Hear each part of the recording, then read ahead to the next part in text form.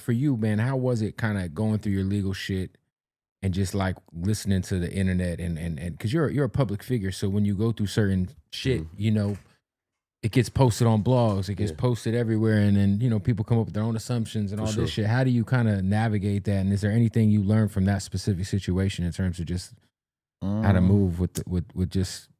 It's really, bro, like what I learned about the internet is they love you today, hate you tomorrow, love you again. So I try not to feed into it, especially the comments where they giving insight or information on some personal shit that's going on in your life, because a lot of times it's not really true. You know? And I've never been an artist to go on the internet and explain myself, like give an explanation or give a statement to something that somebody may have seen, especially when it got something to do with like my freedom, you know what I'm saying, me fighting the case. And you know, I take that very seriously because I got children, you know what I'm saying? So it's like, I'm trying to make sure that I stay free and I get home to my kids.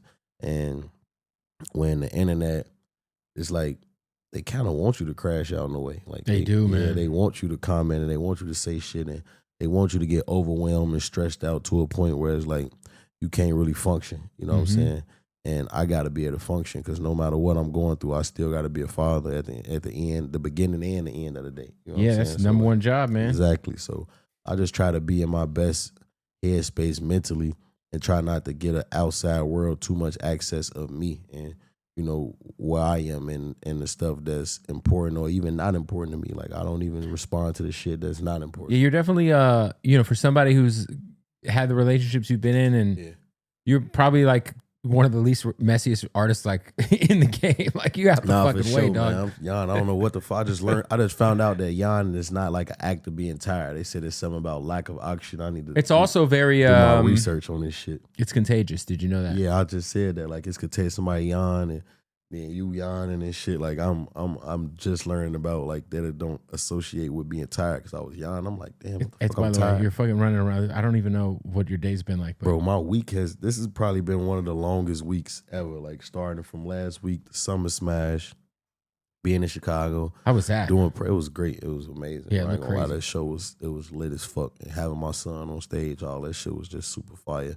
Then I went to Atlanta, had to do press there, and now I'm here right now, you know what I'm saying, doing what I do. But it's a blessing. I'd rather be busy than just sitting in the house doing shit. This is what you asked for, man. Like, this is definitely what I asked for. So I'm always gonna be grateful, and even when it's hard, when it's hardest to show up, I still show up, you know what I'm saying, no matter what. I try to do my best and just always be present, especially for, you know, my team and the people that's going hard for me. When they see that you in the trenches with them and you willing to go hard, they go harder for you. You know what I'm saying? So I never give up. That's not even in my character.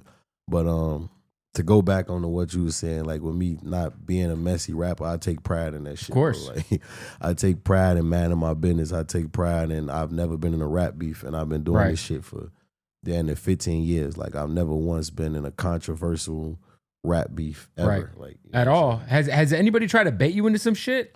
Tekashi 6ix9ine, that was about it. Jesus he did Christ. that to everybody. He tried to bait the fucking world. Yeah, he tried to bait everybody. But and somebody now, like what that, what the fuck he doing? Selling all his shit? Yeah, somebody like that, you can't even respond to them, because they are definitely like send you off. And a person like that wouldn't like, and I don't even want to speak on it for real, I don't give a fuck, but like a person with like no morals and shit like that, like he'll scoop super low. Like, he'll talk about your dead grandmother. He'll talk about your children. He'll talk about anybody. That's somebody you don't even participate somebody you don't with. even, like, you know what I'm saying, like pay attention to, because 9 times out of 10, if he see you in person, he'll never do that. I had academics tell me to suck his dick on his stream. He was drunk one night. Said that? Yeah. He was drunk because I had Rory on my show, and he hates Rory.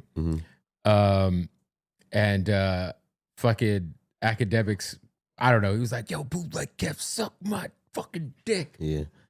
And I had everybody sending it to me. I'm like, I'm not replying to this fucking can't guy. respond This to guy that is shit, fucking bro. willing. First of all, I don't give a fuck. A. B, he's just like willing to get drunk on the internet and just say shit about my wife and kids. About anybody, bro. And it's like, those, I kind of put them in the same boat, to be honest, for real. Like, him and 6ix9ine, they like in the same boat when it come to like saying anything. Right.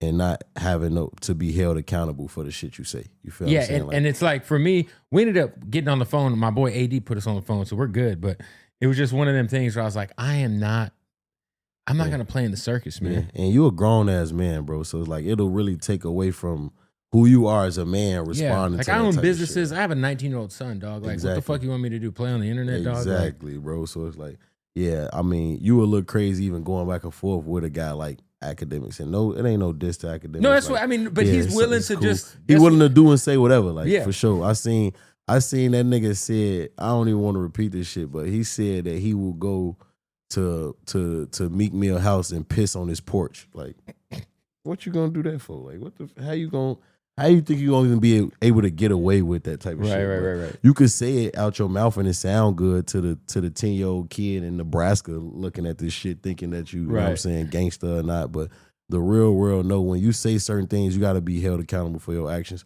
No matter if it's today, tomorrow, whatever. Like universal law will catch up to you. That's just That's just the way shit kudos go. to him. He's built a successful business enterprise. Definitely. Like I love what Ak is doing though. You feel what I'm saying? Because this industry is called the entertainment. He's business. entertaining. So you gotta entertain people. Yeah. You feel what I'm saying? And that's how you become successful in this thing. But just me, like as a man personally, I just believe certain shit should always be off limits, and especially how you talk about people and the way you talk to people should just be off limits because, you know, I'm a man, so anything I say, I feel like I should be willing to stand on it. Like certain people say stuff and then it's like you have a conversation and it's like, oh no, my bad, I ain't even mean that. So now you going back on your word and you going back on your integrity as a man. You feel what I'm saying? Like, yeah, it's like, to me, that's my opinion. opinion. You know what I'm saying? Exactly, yeah.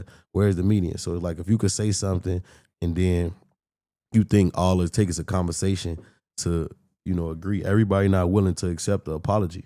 So you got to always know that. Yeah, I think, you too. know, this internet shit, like I was like, you know, not to speak on random shit, but yeah, I just feel like, you know, some of the streaming culture has been like, you know, you see like a guy like fucking, what's the kid, the white kid that's big, Aiden Ross, will go on his stream and just disrespect the fuck out of Doechii.